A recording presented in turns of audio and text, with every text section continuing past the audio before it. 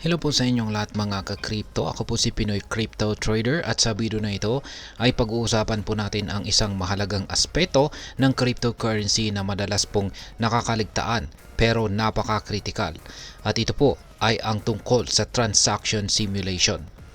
Ano po ito? Paano po ito gumagana at bakit po ito importante lalo na para sa mga crypto traders at investors dito. Kaya ayan, sa tulong po nito, yan, sa mga hindi po nakakaalam, sa tulong po kasi nito, maaari po nating maiwasan ang sobrang gastos at hindi inaasahang pagkakamali sa transaction sa blockchain. Kaya ganyan po kahalaga ang transaction simulation na ito. Kung naghahanap ka po ng paraan para maging mas smart sa iyong crypto investments, yan, panuorin po ninyo ang video na ito hanggang dulo dahil malalaman po ninyo kung paano po magagamit ang transaction simulation para mapanatiling predictable at manageable ang iyong gastos. Kaya yan, bago po tayo magpatuloy ay nais ko lamang po munang bigyang linaw ang aking disclaimer kung saan ang nilalaman po ng video na ito ay hindi po ito isang financial advice. For education and information purposes lamang po ang layunin nito. Yan, umpisahan po natin ng ang pagpapaliwanag. Yan, ang detalyadong pagpapaliwanag sa kung ano po ang transaction simulation. Yan, ang transaction simulation ay parang practice mode para sa iyong crypto transactions. Bago mo po tuluyang i-commit ang isang transaction, sinusuri po nito kung ano ang magiging epekto nito sa iyong balance, magkano ang gas fees, at kung may mga posibleng error na maaari pong mangyari. Halimbawa ay kung gumagamit ka ng Amber Wallet, isa po itong smart wallet na open source. Ang wallet na ito ay nagbibigay daan sa mga user na makita po ang kabuang epekto ng transaction bago pa ito mangyari.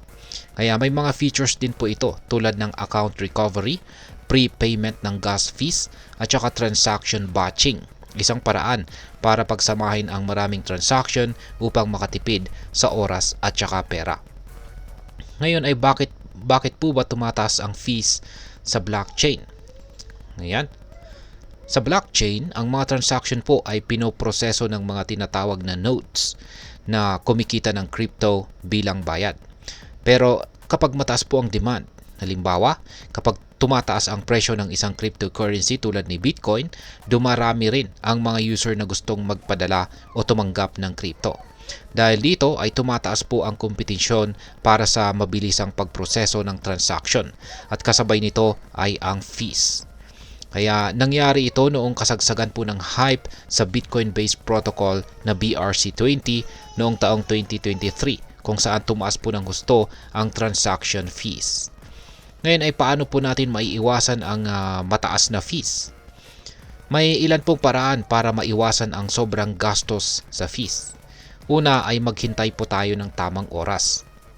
Kapag mas konti ang gumagamit po ng network tulad po ng gabi sa US, mas mababa po ang fees. Pero hindi po ito practical kung kailangan mong magpadala kaagad.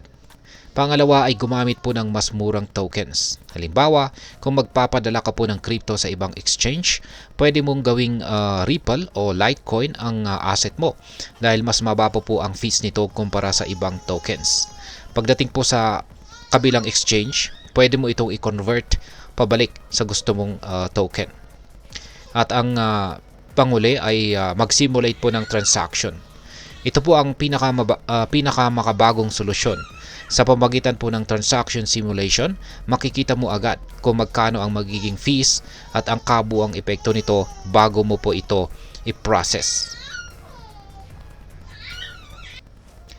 Ngayon ay paano naman gumagana ang transaction simulation? Yan, ang proseso po ng transaction simulation ay binubuo ng ilang mga hakbang. Una ay ang pag-define po ng input parameters. Dito po tinutukoy ang mga detalye ng transaction tulad po ng sender at receiver address, gas price at saka iba pang mga attributes. Pangalawa ay ang validation. Sinisigurado rito na valid po ang lahat ng impormasyon mula po sa authenticity ng address hanggang sa compliance ng parameters. Pangatlo ay ang pag-estimate po ng gas fees. Ang gas ay tumutukoy po sa computational resources na ginagamit po ng blockchain. Sa akbang na ito ay tinatansya ang kabuuang gas na kakailanganin upang ma-execute ang transaction. Pang-apat ay ang execution po ng simulation. Dito po isinasagawa ang mock transaction kung saan ay sinusuri ang bawat galaw tulad po ng fund transfers o smart contract execution. At ang panglima ay ang evaluation po ng result. Sa dulo ay nire-review po ang resulta ng simulation. Kabilang po ang kabuuang gastos at saka anumang error na maaari pong mangyari. Ngayon ay bakit po ba mahalaga ang transaction simulation na ito? Yan, ang blockchain transactions ay irreversible. Ibig sabihin ay hindi mo na ito mababawi kapag naipadala na. Ang simulation ay nagsisilbing safety net para maiwasan po ang maling desisyon at hindi inaasahang pagkakamali. Halimbawa sa Ethereum, ang gas fees ay maaari pong magbago depende sa network congestion.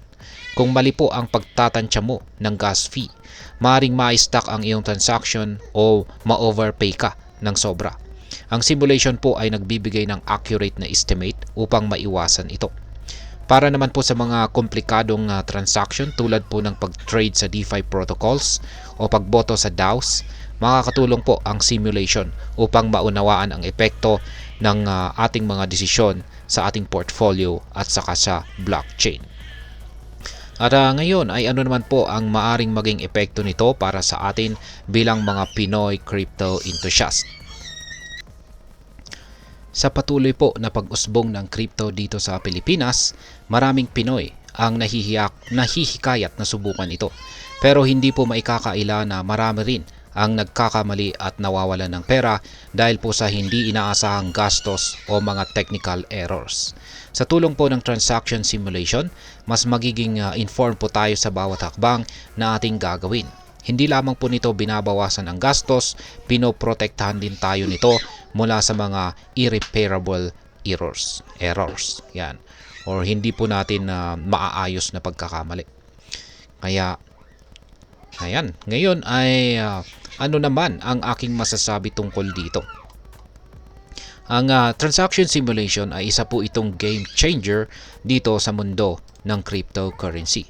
Sa pamagitan po nito, nagiging mas accessible at predictable ang crypto trading para sa lahat, lalo na po sa mga baguhan.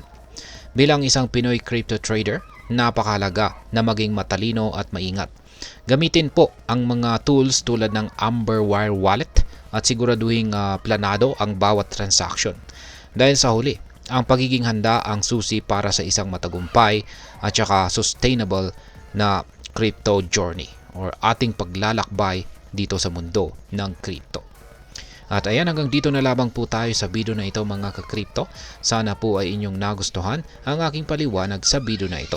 Kung inyo po itong nagustuhan, pakiclick lamang po ang like button nito. Marami pong salamat sa panonood. Ingat po tayo lagi at God bless po sa ating lahat.